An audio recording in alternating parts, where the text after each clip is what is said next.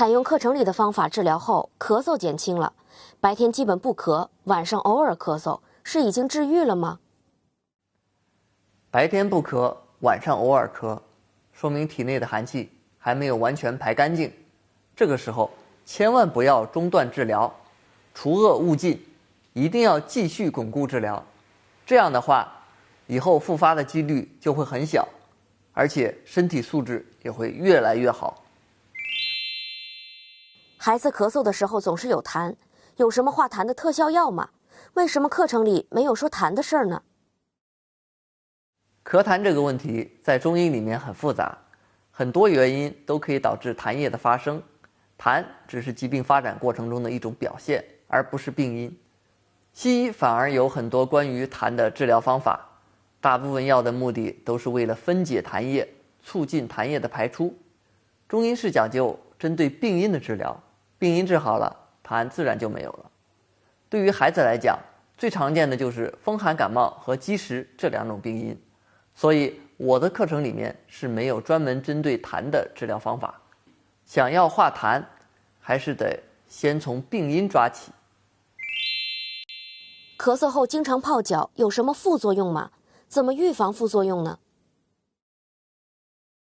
对于很多严重咳嗽的孩子来说，我建议长期泡脚，2天1次，不能太频繁。主要原因是泡脚提供的能量太大，出汗也比较多，还是需要2天的时间来休息恢复的。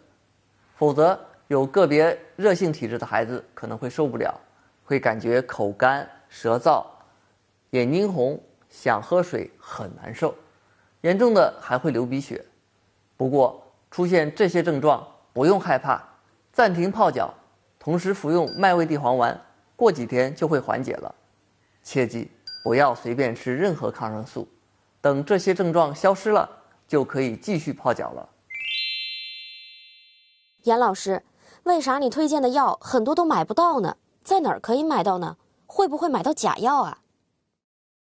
确实，我推荐的药很多比较难买，因为这些药都很便宜，很多厂家没有动力去生产，当然犯罪分子也没啥动力去造假，所以会比较难找。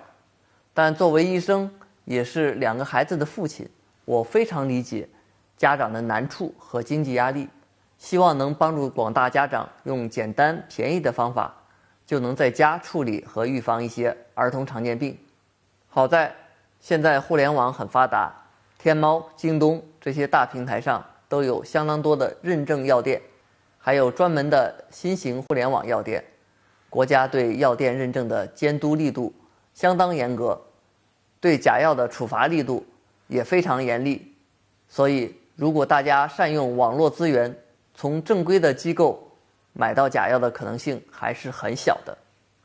至于同样的药品，不同厂家生产的问题，还是那句话，大家找比较可靠的大药厂即可，比如同仁堂、三九或者仲景等老牌大厂，都是不错的选择。